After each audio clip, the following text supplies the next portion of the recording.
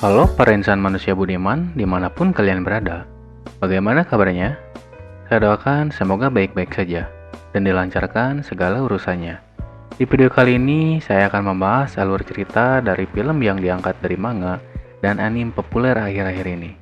Film ini yang berjudul Tokyo Revenger rilis pada tahun 2021 kemarin. Film ini bercerita tentang usaha merubah takdir sebuah geng motor paling kuat di Tokyo. Film ini disutradarai oleh Tsutomu Hanabusa, dibintangi oleh Takumi Kitamura, Yuki Yamada, Ryo Yoshizawa, dan Mio Imada. Tak usah berlama-lama lagi, langsung saja kita ke dalam alur cerita film Tokyo Revenger live action tahun 2021.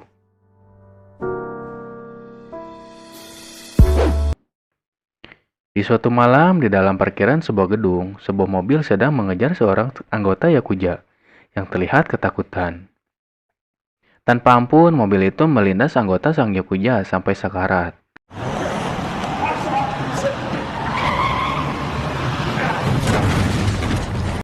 Di dalam mobil itu terdapat dua petinggi geng terkuat Tokyo Manji yang bernama Kisaki Teta dan Sano Manjiro alias Mikey. Kisaki kemudian turun dari mobil dan berkata kalau mulai saat ini geng Tokyo Manji yang akan menguasai daerah tersebut.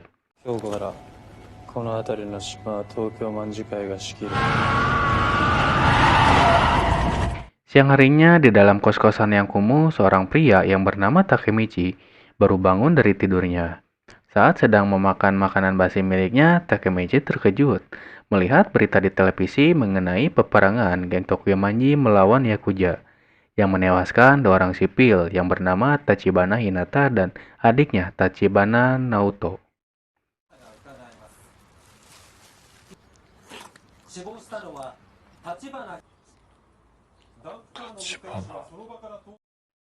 Takemichi pun terkejut, seakan tak percaya, karena Hinata adalah satu-satunya wanita yang pernah dekat dengannya waktu SMA dulu.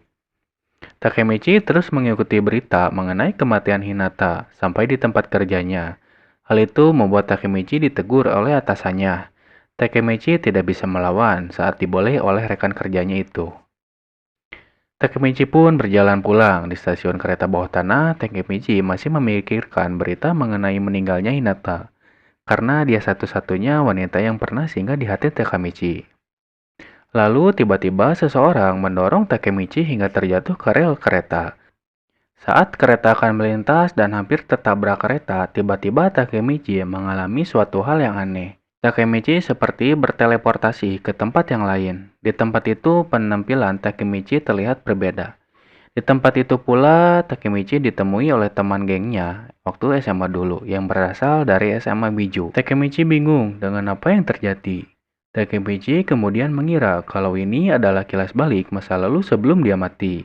Karena sebelumnya Takemichi hampir tertabrak kereta api. Saat sedang mengecek HP, Takemichi pun terkejut melihat tanggal di HP menunjukkan tanggal 2 Juli 2010.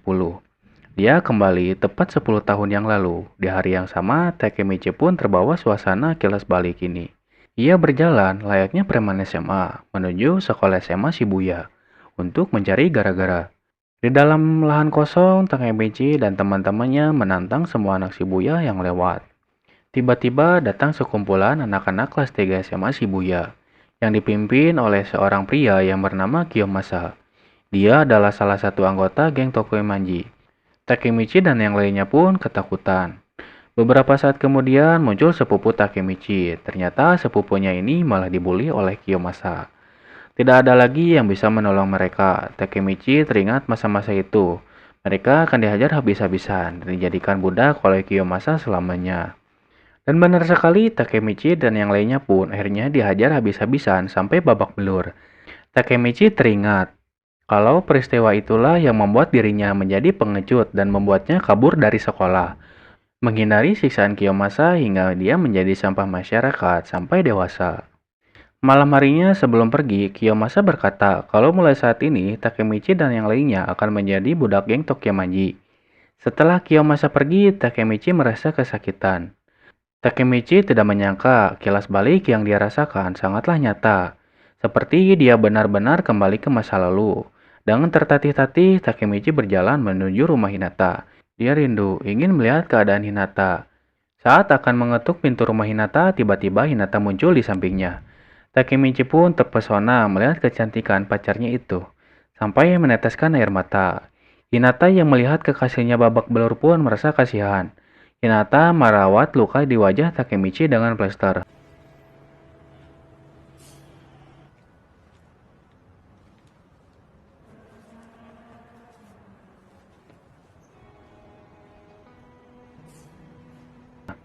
Di depan Hinata, Takemichi berkata kalau dia sangat senang bisa kembali bertemu dengan Hinata. Hinata pun bingung mendengar apa yang Takemichi ucapkan. Takemichi memberitahu kalau 10 tahun lagi dia akan mati. Saat ini dia sedang mengalami kilas balik. Hinata pun menjawab kalau Takemichi tidak mungkin mati karena Takemichi adalah pria yang kuat.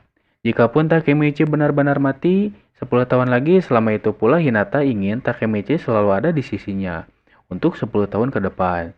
Takemichi pun bertanya kenapa Hinata mau berpacaran dengan pengecut seperti dirinya. Hinata hanya tersenyum mendengarnya dan kemudian ia pergi. 10年後に死んでてさ。まあいい。まあ仮に君が10年後に死んだとしよう。それで10年後も私と一緒にいて。 Saat sedang melamun di taman, Takemichi melihat seorang anak SMP sedang dibully. Takemichi mengenal anak itu. Anak itu adalah Naoto, adik Hinata. Takemichi pun bangkit dan menyuruh orang yang membuli Naoto untuk pergi. Namun akhirnya dia malah babak belur sendiri. 中学生相手に何してんだよ。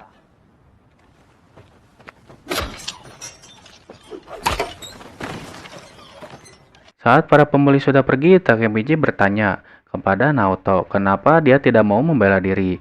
Naoto pun menjawab kalau dia enggan untuk berkelahi.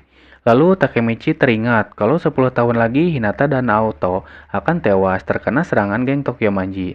Takemichi lalu menyuruh Naoto untuk melindungi Hinata. Takemichi berkata kalau 10 tahun lagi Hinata akan tewas karena terlibat perseteruan geng Tokyomanji, jadi Naoto harus melindunginya. Naoto pun kebingungan karena melihat Takemichi seperti sedang tidak berbohong. Naoto pun menyetujuinya, mereka pun berjabat tangan. Tiba-tiba Naoto dan Takemichi merasakan hal yang aneh. Tiba-tiba Takemichi terbangun di dalam rumah sakit. そう思うと中に何言ってんだって話だけどな。ちゃんと見てくれるっていうか。とにかく覚えとけ。10年後の7月1日。 Di hadapannya lalu muncul Naoto yang saat ini sudah dewasa.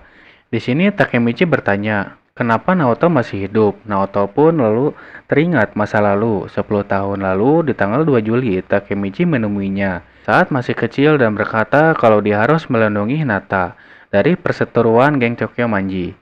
Ternyata yang barusan bukan hanya kilas balik biasa. Takemichi telah benar-benar kembali ke masa lalu dan peristiwa barusan telah merubah masa depan.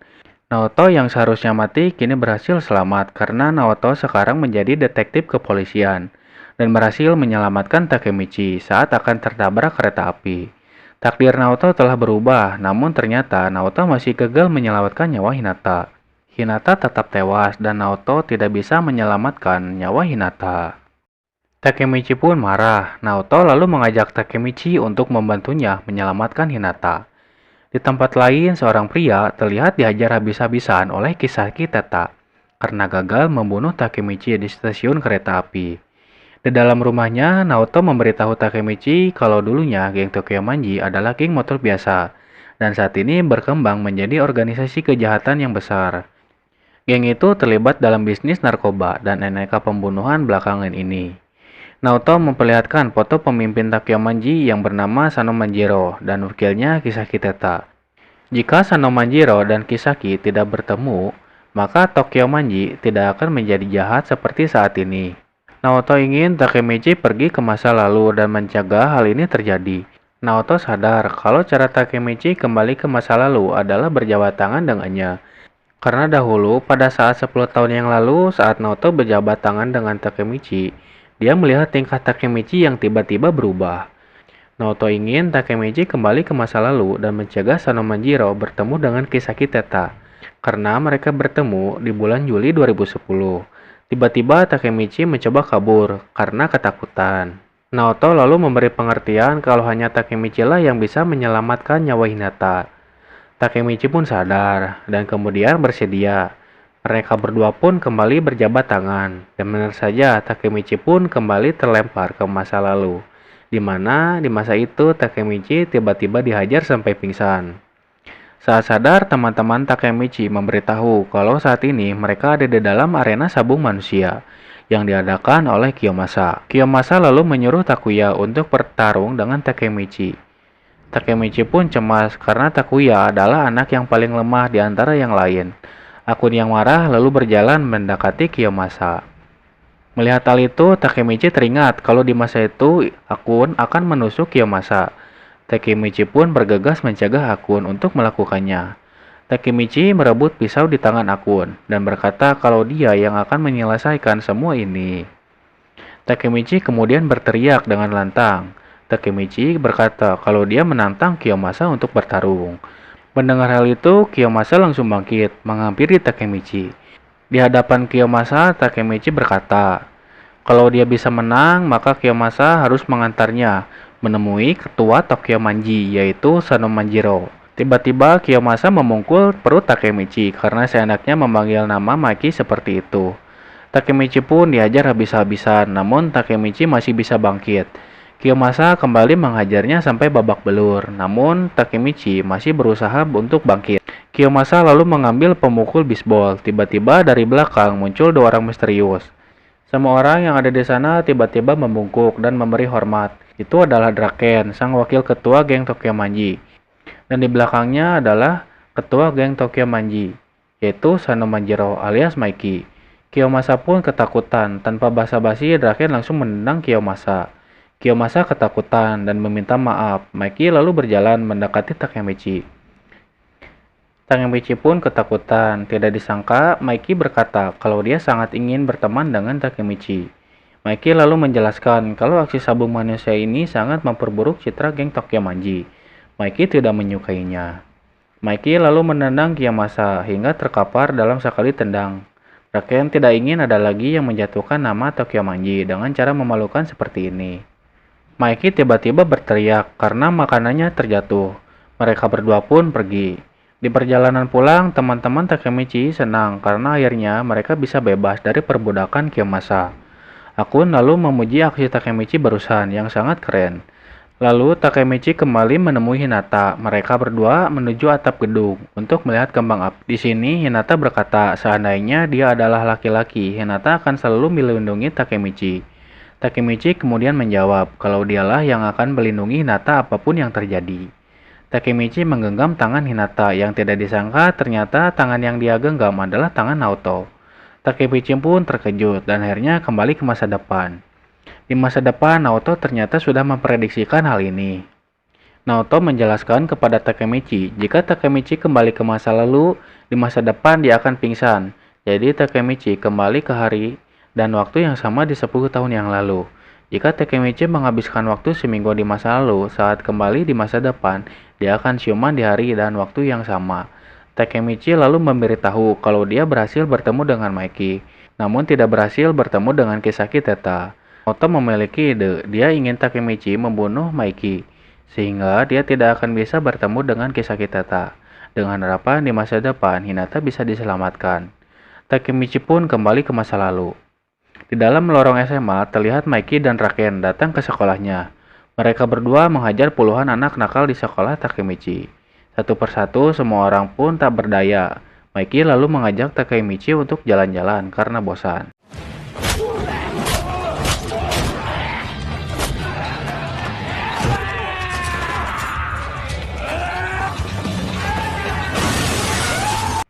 Melihat Mikey dan Draken yang sangat kuat, Takemichi sadar dia tidak akan bisa membunuh Mikey, yang kekuatannya seperti iblis. Saat akan pergi, tiba-tiba muncul Hinata. Hinata berjalan mendekati Mikey dan menampar wajah Mikey. Mereka pun terkejut. Hinata mencegah mereka membawa Takemichi. Draken lalu maju dan memegang lengan Hinata dengan keras.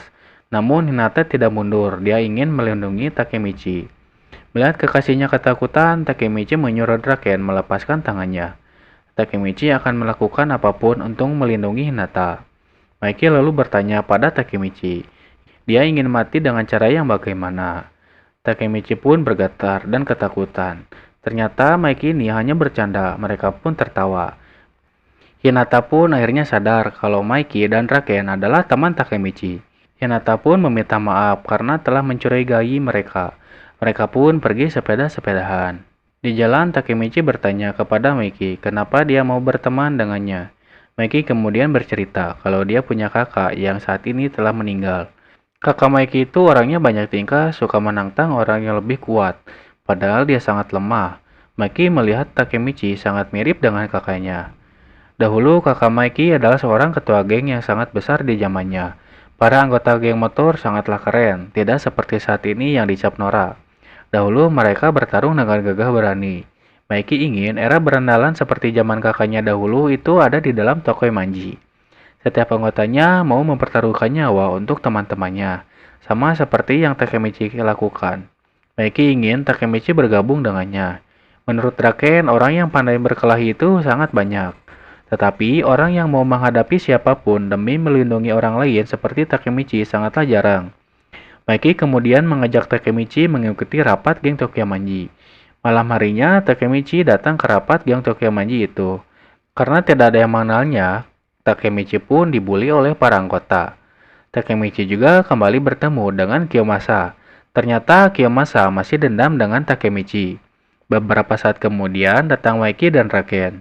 Semua orang pun seketika berbaris. Di sana Raken mengusir Kiyomasa. Raken memecat Kiyomasa saat itu juga karena kesalahan sebelumnya. Dengan tampak kecewa, Kiyomasa pun pergi. Rapat pun kemudian dimulai. Di dalam rapat, Kapten Divisi kedua Tokiamanji yang bernama Kin, yang juga Ketua Divisi 3 Tokiamanji dikeroyok oleh geng Mobius, yang dipimpin oleh Osanai.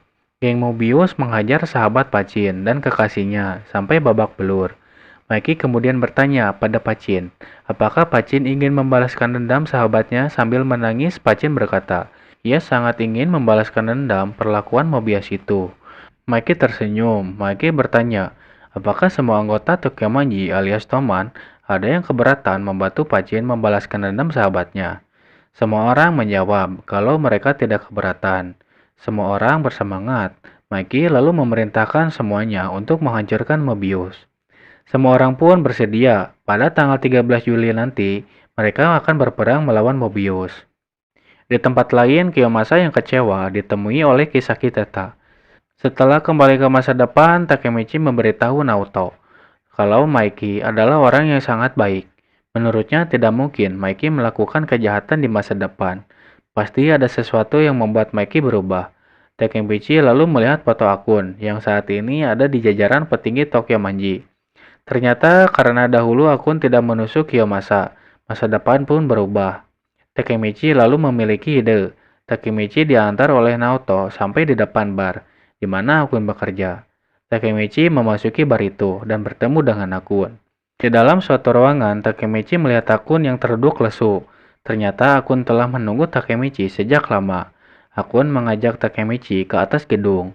Di sana Takemichi memuji Akun yang saat ini telah sukses memiliki bar. Akun ternyata tahu kalau Takemichi diantar oleh seorang polisi yang bernama Naoto, adik dari Hinata. Akun juga tahu kalau Naoto lah yang menyelamatkan Takemichi di dalam stasiun kereta. Akun mengetahuinya karena ternyata Akunlah orang yang telah mendorong Takemichi sampai terjatuh di rel kereta. Takemichi pun terkejut mendengarnya. Akun terpaksa melakukannya karena dia ketakutan. Takemichi masih tidak percaya, karena menurutnya Akun adalah sahabat yang terbaik. Tidak mungkin Akun melakukan hal seperti itu. Lalu Akun pun menangis mendengarnya. Akun memberitahu kalau saat ini dia adalah budaknya Kisaki Teta. Akun sangat ketakutan berada di bawah ancaman Kisaki. Akun berkata seandainya dulu Draken tidak tewas, maka Tokiamanji tidak akan menjadi seperti saat ini. Secara mengejutkan ternyata Akun mengetahui kalau Takemichi bisa kembali ke masa lalu. Akun sudah curiga karena bagaimana mungkin Takemichi bisa tahu kalau dahulu dia akan menusuk Kiyomasa. Dan bagaimana bisa Naoto tahu kalau Takemichi akan tertabrak kereta? Akun pun mendekati Takemichi dan berkata kalau dia merindukan masa-masa indah dahulu kala. Di saat mereka biasa bercanda seenaknya dengan Takemichi dan yang lainnya, Akun kemudian berjalan menuju tepi gedung. Akun paham kalau saat ini Takemichi sedang berjuang. Sambil menangis, Akun meminta Takemichi untuk menyelamatkan semua orang. Akun pun melompat dari gedung. みんなを助けてくれ。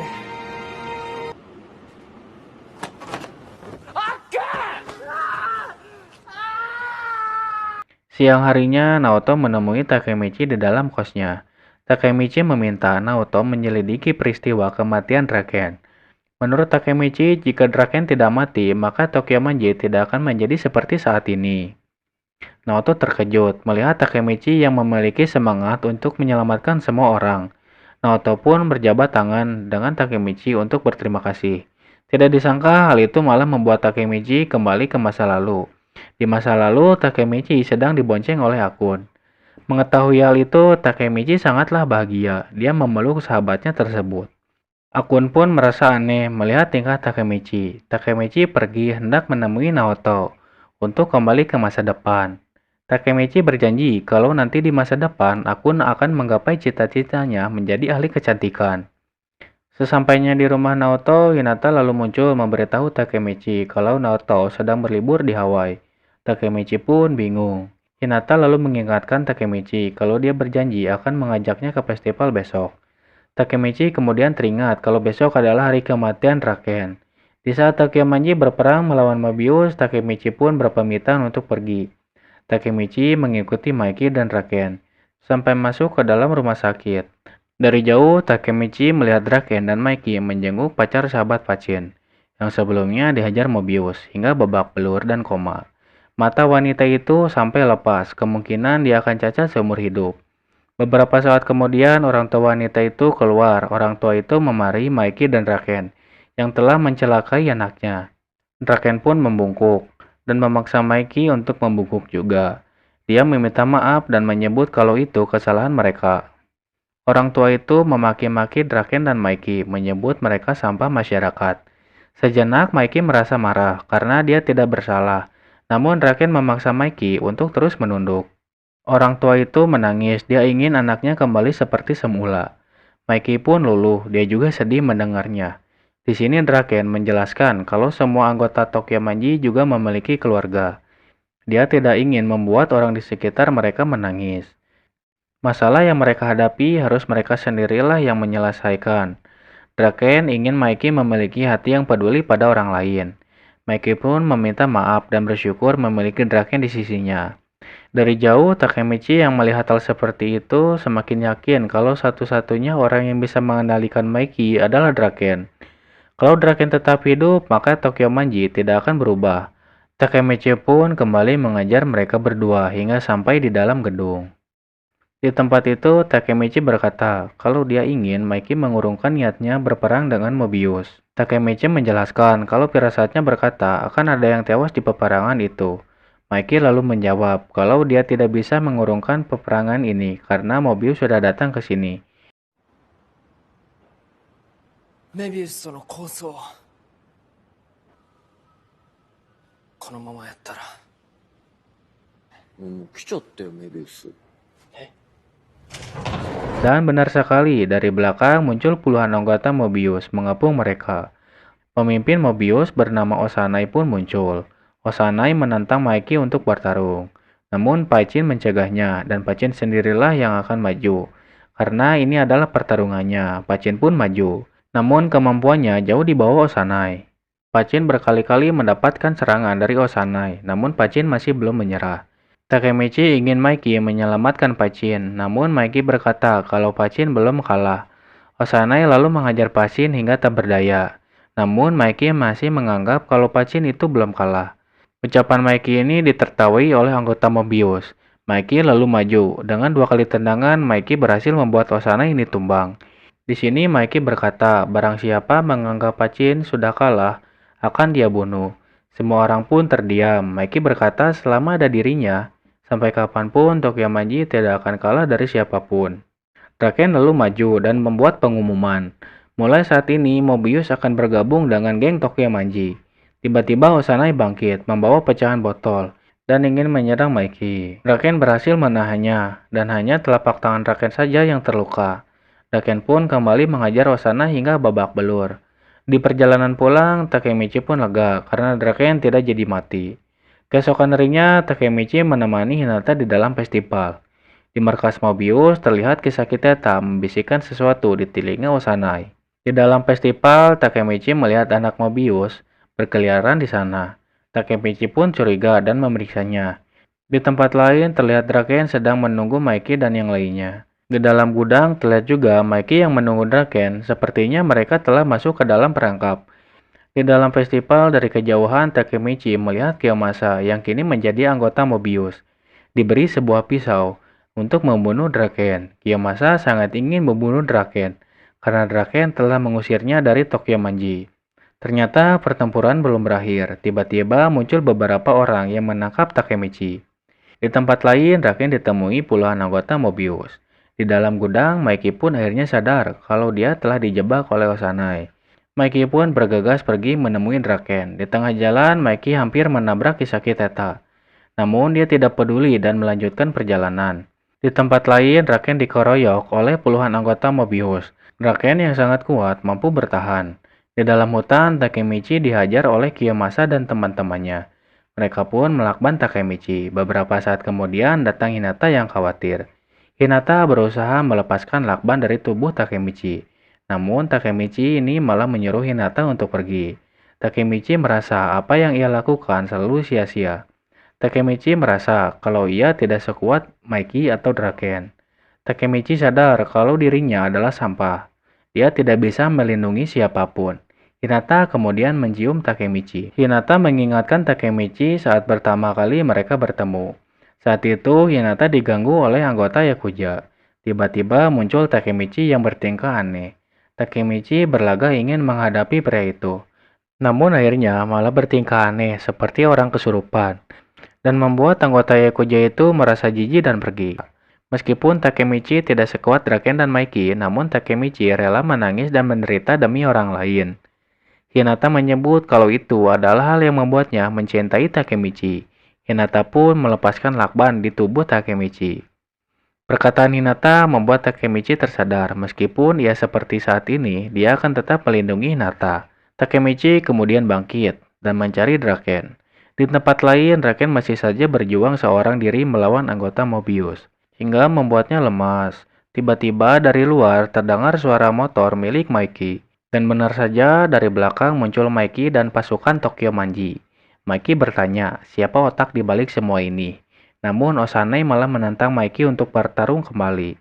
Maiki lalu menyuruh Draken kembali bersiap-siap, karena mereka akan berpesta malam ini. Pasukan Tokyo Manji pun maju, bertempur melawan Mobius. Sekali lagi, meskipun kekalahan jumlah, pasukan Tokyo Manji tidak ada yang gentar sedikit pun. Dari atas terlihat seseorang yang memperhatikan pertarungan ini. Beberapa saat kemudian, Takemichi sampai di tempat pertarungan. Dari jauh dia melihat Draken yang sedang dikeroyok. Lalu dari belakang datang Kiyomasa yang langsung menusuk pinggang Draken. Karena mengeluarkan darah yang cukup banyak, Draken pun tumbang. Maiki yang melihat hal itu berusaha mendekati Draken. Namun dia terus dihadang oleh anggota Mobius. Bahkan Osanai maju mencegah Maiki mendekati Draken. Maiki yang kesulitan itu menyuruh Takemichi menyelamatkan Draken, karena hanya Takemichi yang bisa. Dengan sekuatan naga, Takemichi menggendong Draken mencari pertolongan. Takemichi juga dibantu oleh Akun dan yang lainnya. Setelah menelepon ambulan, Takemichi terus menggendong Draken ke jalan raya. Di dalam lorong, Takemichi dihadang oleh Kiyomasa. Draken yang masih sadar menyuruh Takemichi menurunkannya, biar dia yang melawan Kiyomasa. Setelah menurunkan Draken, ternyata Takemichi tidak mundur. Takemichi malah maju dan ingin melawan Kiyomasa sekali lagi. Kali ini Takemichi tidak akan kabur lagi. Tidak disangka Takemichi mampu memukul Kiyomasa. Pertarungan pun terjadi. Kiyomasa menghajar Takemichi bertubi-tubi. Namun Takemichi masih bisa bangkit. Beberapa kali Kiyomasa menghajar Takemichi hingga tumbang. Namun Takemichi masih bisa berusaha bangkit. Meskipun mendapatkan pukulan bertubi-tubi, Takemichi ini tidak menyerah. Takemichi pun terus berusaha kembali bangkit.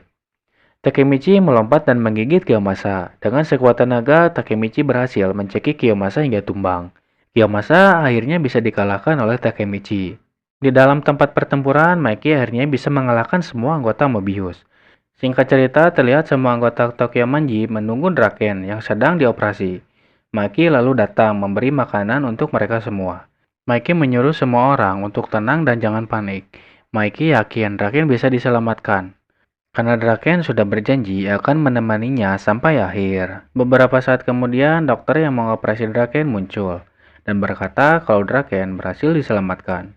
Semua orang pun bersorak, mereka gembira mendengarnya. Terlihat Mikey yang malah pergi meninggalkan kerumunan. Takemichi pun mengikutinya. Dari jauh, Takemichi melihat Mikey yang berdiam di pojok ruangan. Terlihat Mikey yang terduduk lemas. Mikey mulai meneteskan air matanya. Mikey menangis bahagia mengetahui Draken bisa selamat. Siang harinya, Takemichi pun kembali ke masa depan. Tanpa sengaja, dia berlari melewati Akun, yang kini sudah berhasil menjadi ahli kecantikan. Di tempat lain, Naoto terkejut melihat tato di leher Mikey menghilang. Takemichi berlari menuju rumah Hinata dan akhirnya muncul Hinata yang berhasil selamat di masa depan. Dan film pun berakhir.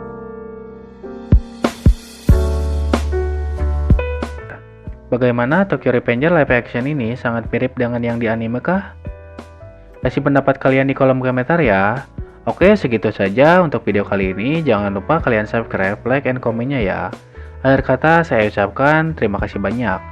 See you the next video guys. Bye bye.